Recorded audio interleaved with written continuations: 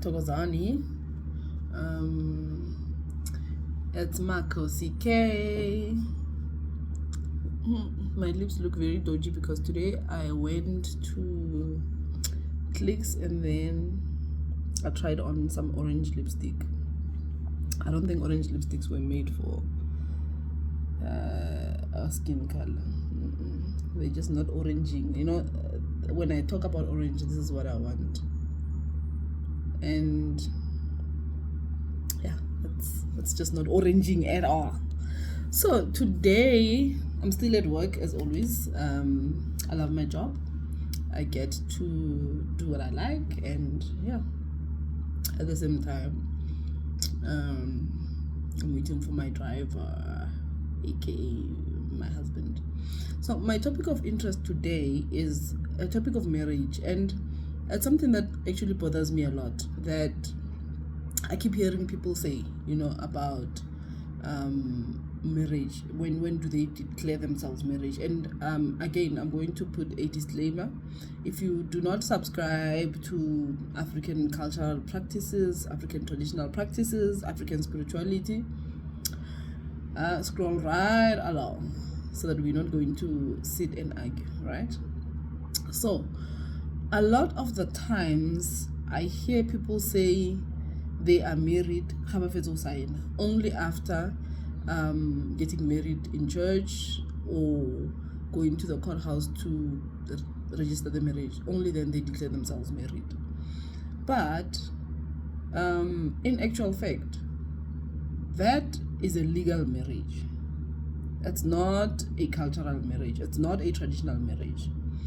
A traditional wedding, or a traditional marriage rather, not wedding, occurs when there's an exchange of dikgomo, magadi, lobola between two families, and also once there's been an exchange of gifts, once there has been go tlhabisa ga bakgonyana and go goroja ga ngwetsi, and le ka go bogadi they've officially taken you there. Then you are married. You can sign however way you want to sign, for as long as you want to sign. Traditionally, you're still not married. And unfortunately for us, that's the marriage that our ancestors recognize. If bonziritse magadi, la tlhabisana, la gorosana, and at that point, then you can change your surname. Do you think being married is all about signing? No, it's not. It's not about signing at all. And that's why I find that, it's just my own observation, I find that there's a lot of marital problems in J generally, there's a lot of marital problems. Okay, so the light in my office does this if I have not moved for a long time. Yeah, sorry about that. So if you usainile or without following the traditional processes of marriage or the protocol, however, from whichever tribe you come from whichever clan you come from, sorry, you're not married. You are legally married. And as a result, sometimes the marriage is not blessed because proper steps have not been followed. So the other ancestors do not recognize you as their daughter-in-law and vice versa, And also, if most of the time I hear this a lot, no, we're only married traditionally, like as if we're looking down upon to be married traditionally, and the only time we recognize ourselves as married is if it's a topic that really, really, really bothers me, and I feel that we need to get to a space where we recognize and reclaim who we are from that sense and understand the replica effect of that. So we've had people who ba kopang sekgo sa metsi or ba reng nyakelang ka mono. So you are dating someone, you don't yet have the resources to properly go through the process of marriage, and then you go go and to introduce yourself traditionally properly, or whatever, or whatever, right? Or go and all of that, and those processes then remain incomplete. And then 20 years down the line, both of you in actual fact we have an incomplete lenyalo. Understand? Some people want some mahadi, and then abatlhabisi, you're not married. You can be something else. You become officially ngwezi, you become officially mkhonyana, or whatever traditional or cultural protocol that is observed to declare a marriage in the African way, so that Badimu can bless the marriage, so that you can rightfully use that surname. Understand? So that you can rightfully use that surname. When your children are born, they can rightfully use their paternal surname. It's something that just bothers me, and it's something that I just wanted to bring out there, and I want to know what you think about it and how you feel about it. I'm one of those people that actually regret why I waited for my white wedding. I was still very young, so yeah, I was still very young. I regret why I waited for my white wedding before I registered my marriage, because I got married traditionally first, and then after getting married traditionally, we didn't register the marriage, because you can register the marriage, so there's no need to sign. You can literally register that marriage under customary law, and then boom, you're done. So as a result, we celebrate two different wedding anniversaries. I, for the longest time, used to celebrate the legal marriage anniversary, and my husband actually reminded me, oh no, that's not how it works, girl. One robber. We were married 2 years prior to our actual wedding. So don't come and tell me when you only recognizing who you were married the day you signed the lingo card. That's not the day you got married. That's the day that we legalized the marriage. That's not the day that we got married. The days that we got married are the days that we finalized all the traditional and all the cultural things. That's the day that we got married. The day that's the day we got married. The day and the day there was exchange of gifts, that's the day we got married. And it actually got me thinking, like, oh my God, a lot of people around me actually, we all fall for this trap of thinking, and we forget the other part. But there's so many problems in marriages. We are rushing for the wedding, preparing for the weddings, having the most beautiful weddings, and then we neglect to follow the right protocol. And in some instances, and I've seen this happen, whereby since monna ilokopa sehosa metsi, and then 20 years later he still didn't go back to finish off traditionally, but basainile legally, right? When the wife passes away, according to setso, according to culture, they're not married. So therefore the wife's family has a right to come and say, unless the tshwanelo tsa rena di lokisiwa. Anta tlhokofetse before they buried. I've seen this happen. Similarly, if ele monna a tlhokofetseng, and lona le tse le go lo sign, the family can turn around and say, in actual fact, the process of marriage was incomplete, and therefore you are prohibited from observing such and such and such and such a ritual as a widow in our culture, unless we finish off the process. You are forbidden from this and that and that, and then to a point whereby the family then takes it upon themselves to say, okay, understand, the process on behalf of your husband. In families whereby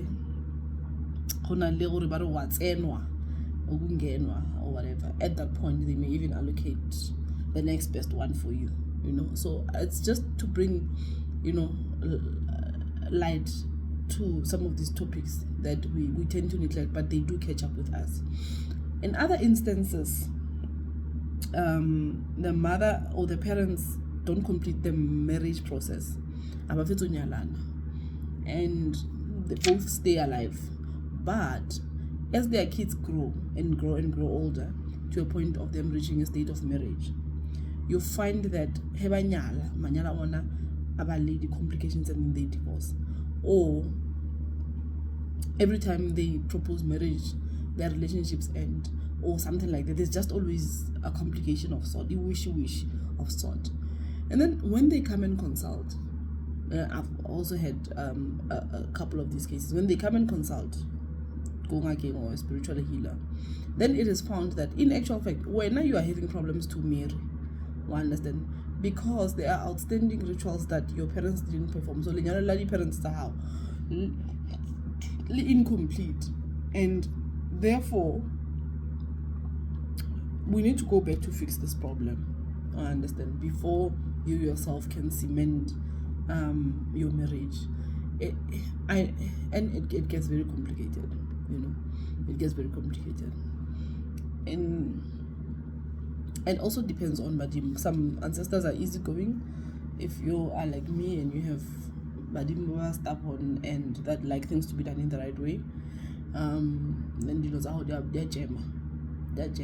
they're gemma seriously because of such things. So it's just a topic that I've really has been sort of eating me up. I'll expand on it with time. Maybe we can go through the rituals,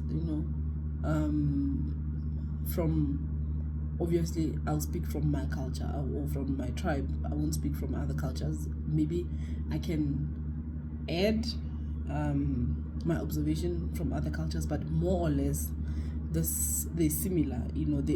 So others may have more rituals and more ceremonies, but the essence of the process is you go and ask for someone's hand in marriage. You send letters, you send representatives, you agree on dates, they go for the first time for mahadi, or to hear like what is the I don't know, I want to say bride's price, but I know I don't believe in that. So mahadi ke bokae, and then they give the family out the bride to be what they have. Then they go back, they report on how much do they want, how much do they give, and then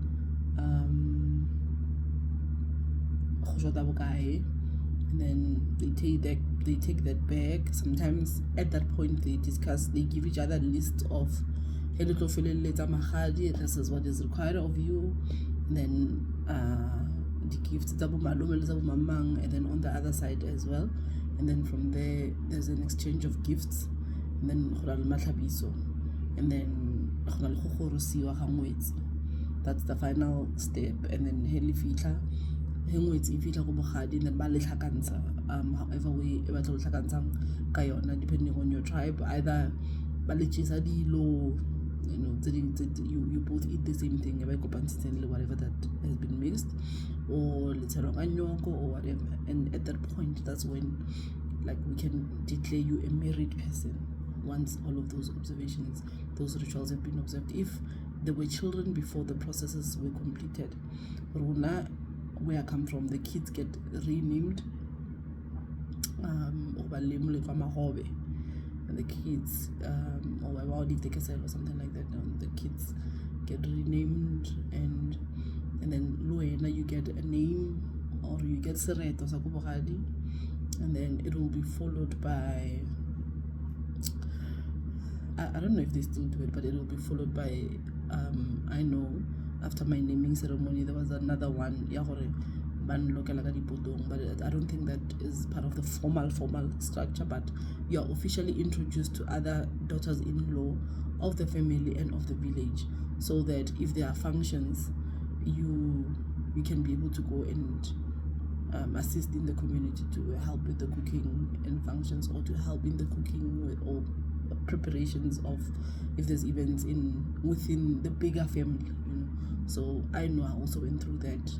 So it was a separate topic. It was a separate smaller nyana event where the dingwetsi tsa ka mahae, the mostly dingwetsi tsa ka mahae, in my koyak, I'll use mine as an example.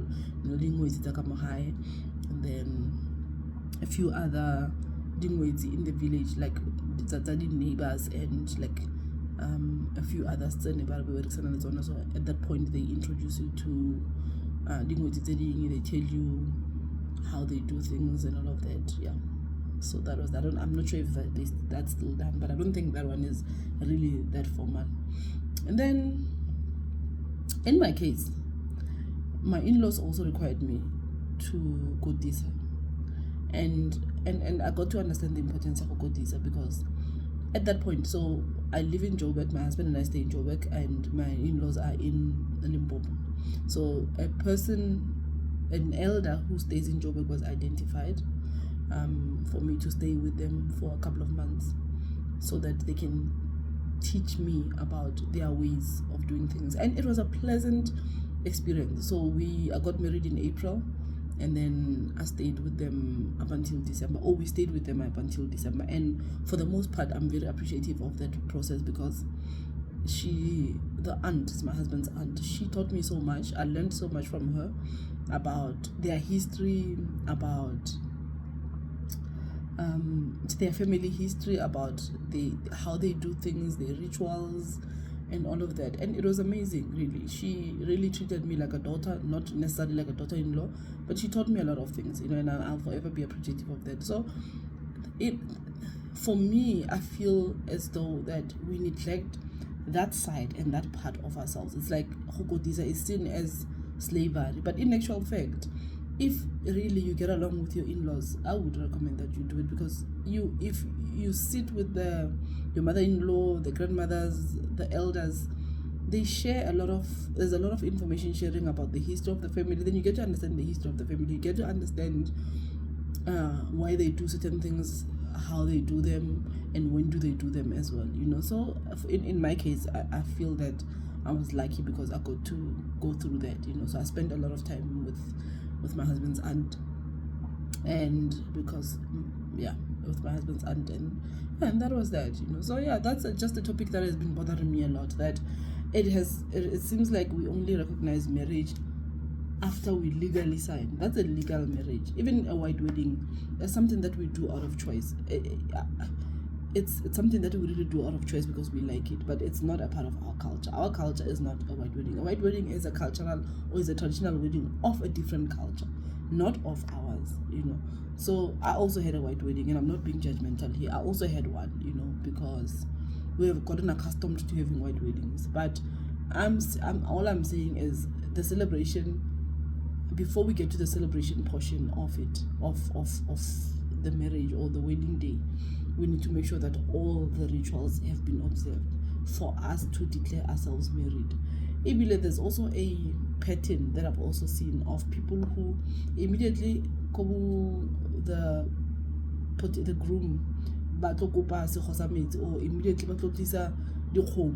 like abasofetse the whole process already. Lona, before the rituals, all the processes are followed already. Lona sign already. You are calling yourself kasfani,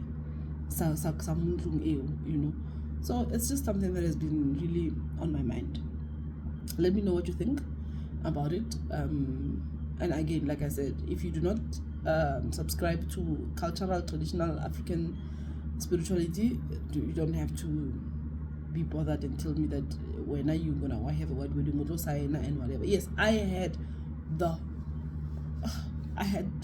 whole enchilada. I got the traditional portion done, but I grew up in church. My mom loved church, so we still had the wedding in church. We still had the wedding in church. So I still got our reverend. I think I was in a Methodist church, so we still had Ntate Moruti Atle Aranyadise. And then the funny part, the Muruti that confirmed me, as the one that officiated the wedding. So can answer anything. So I still went through that whole process, but it doesn't mean that because I've gone through that whole process, then because I'll be told like you also had a white wedding. Yes, I did have a white wedding, and yes, I did also legally sign. But I'm just shedding light now that I understand things better, and now that I understand how tradition and culture work, I understand how Badimo work, and I understand where some of the problems in marriages stem from. So that's basically it. Let me know your thoughts. Let me know what you think. Sorry, and I mean, if you can share what you understand marriage to be from an African point of view, and share the different the different steps that are followed for a person to be declared married in your tribes, in your clans, in your cultures, from start to finish. Share. Let's hear Lona, when do you become the fiance, when do you become the wife? Because there's also a phase where you become the fiance. So the fiance, my grandmother actually told me, my husband is very traditional, so luckily he agrees with my grandmother. So I never got an engagement ring, I never got an engagement party. But being a young female, I was longing for that. I was longing for an engagement party, I was longing for an engagement ring. But my husband's idea of a proposal was exactly what it was meant to be traditionally. His idea of a proposal was Longwalo Uhai, no engagement ring, And then at some point, once the home to a certain point, then you are officially the fiance. Once bakupile se hosamezi, then you become the fiance. That's when you actually become the fiance. You are engaged to be married, not the ring. So yeah, that's just a topic I just had interest in. Yeah, that's it. Okay, let me know your thoughts. Bye.